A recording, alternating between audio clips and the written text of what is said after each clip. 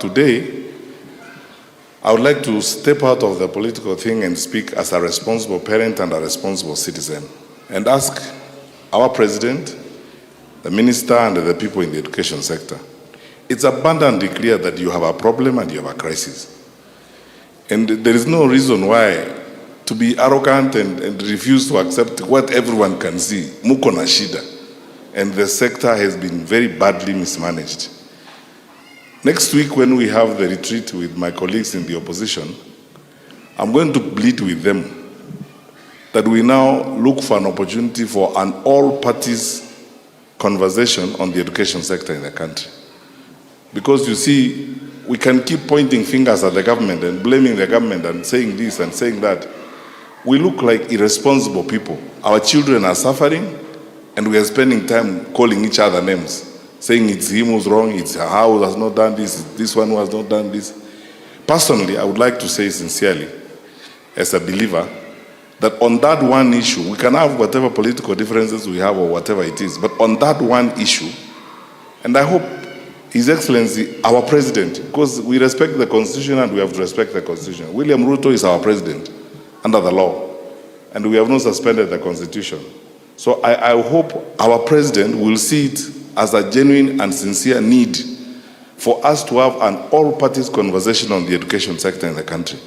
Because it's a crisis, and it is going to blow up sooner than we think. Because when you see the number of kids we are losing in school, 21 burning to ashes, 16 dead, and as my brother says, principals are not able to run schools, they have no money, and the cost is going through the roof, 110,000. We look at those fee schedules, I look at them, I have relatives, we are educating people. I don't think there's anybody here who's not educating a child, even if they are not yours biologically. We're educating a lot of people, relatives and so on. I ask myself, who's going to pay a national school fee of 115,000? The reason why we were putting money in education when we were in the government is so that we make education available and affordable to everybody. Because it's the equalizer to all of us. Sisi tunataka watoto waende shule, waendelee kusoma. And we must manage the sector responsibly.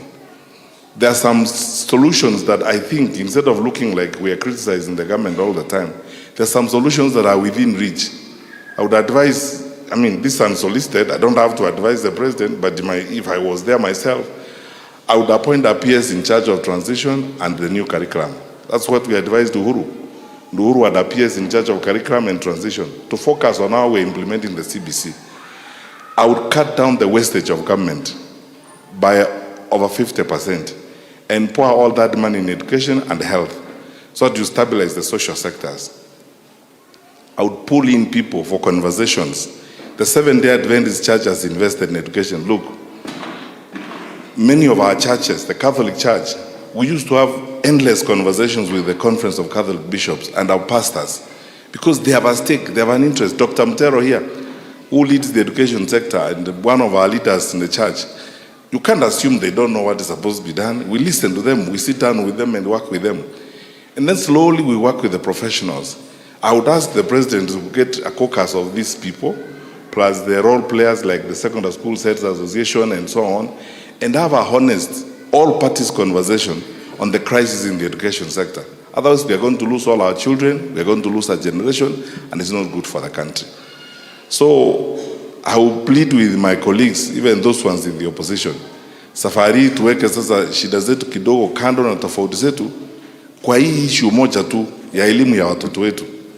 Tukae chini tuone vile tunaweza kuzungumza, and I hope the government will also be reasonable and stop being arrogant and face the challenges they face. And the president can get competent people, they are there in the country.